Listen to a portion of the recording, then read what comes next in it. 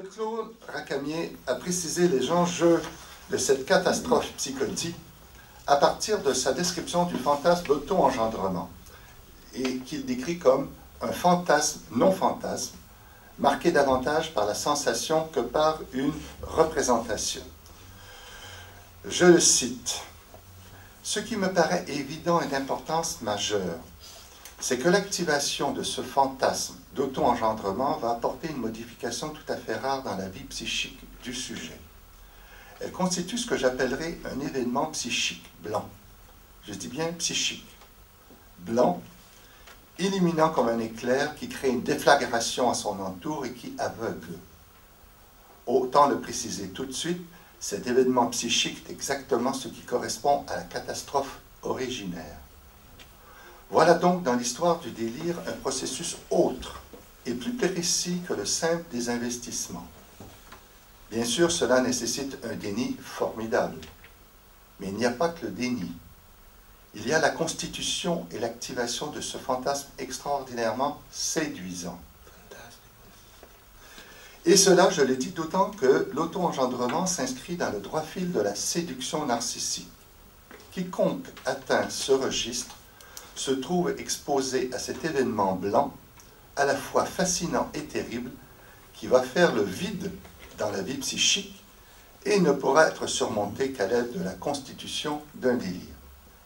Alors voilà une perspective. Et je pense que dans notre discussion, j'aimerais beaucoup entendre Franco de Masi se situer par rapport à la pensée de Racamier, qui est un de nos maîtres ici, dans le 13e, et qui, vous voyez, propose une compréhension un peu différente.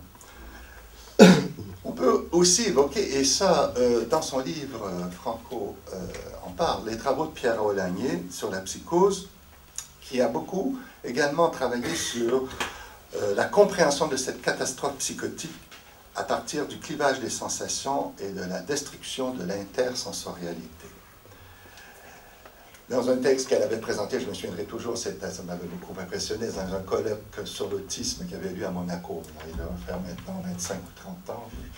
Il y avait tous nos collègues qui s'intéressent à la psychose infantile. Il y avait Mel Dier, Francis Tostin, il y avait René Diatkins, Serge Bourici, Florence Vignard. Bon, et la conférence dernière était celle de Pierre Aulagnier. Alors, elle est arrivée en disant, mais moi, je n'ai jamais travaillé avec les patients autistes. Je travaille avec les patients psychotiques adultes, mais j'ai été frappé en écoutant tous mes collègues qu'il peut y avoir des liens entre le travail que l'on fait avec les patients autistes et la façon dont moi je travaille avec les patients psychotiques. Et elle avait donné une image, moi qui m'est restée toujours gravée. J'ai le sentiment que la catastrophe psychotique, c'est l'équivalent d'une main qui s'accroche à un rocher et qui glisse sans fin. Mais il n'y a même pas la représentation d'une main. C'est une sensation d'une chute sans fin, comme une sorte de chute sans fin. Et vous revoyez aussi les travaux de Tostin, aussi, par rapport à quand l'enfant sort de l'état autistique, il fait cette expérience de chute sans fin. Alors, et de produire, donc, pour en sortir, des images délirantes, en particulier de persécuteurs qui vous poursuivent, ou éventuellement de se précipiter dans des actes ignobles, imprévisibles, auto- ou hétérodestructeurs, pour ne pas sombrer dans cette chute sans représentation.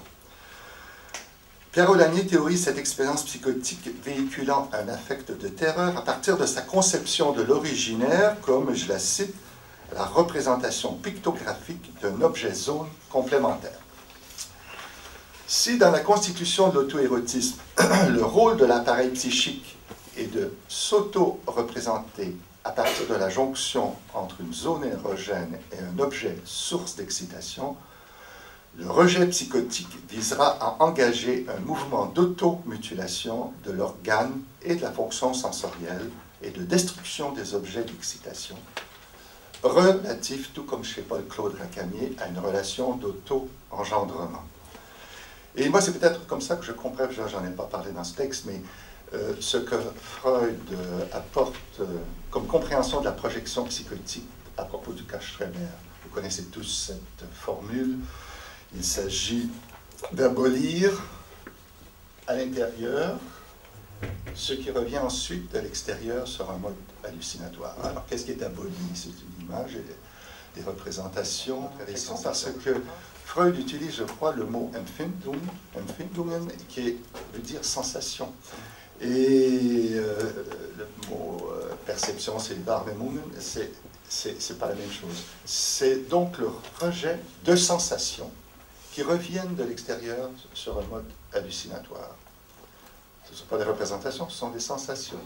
Le délire, pour moi, est là construit des images et des représentations.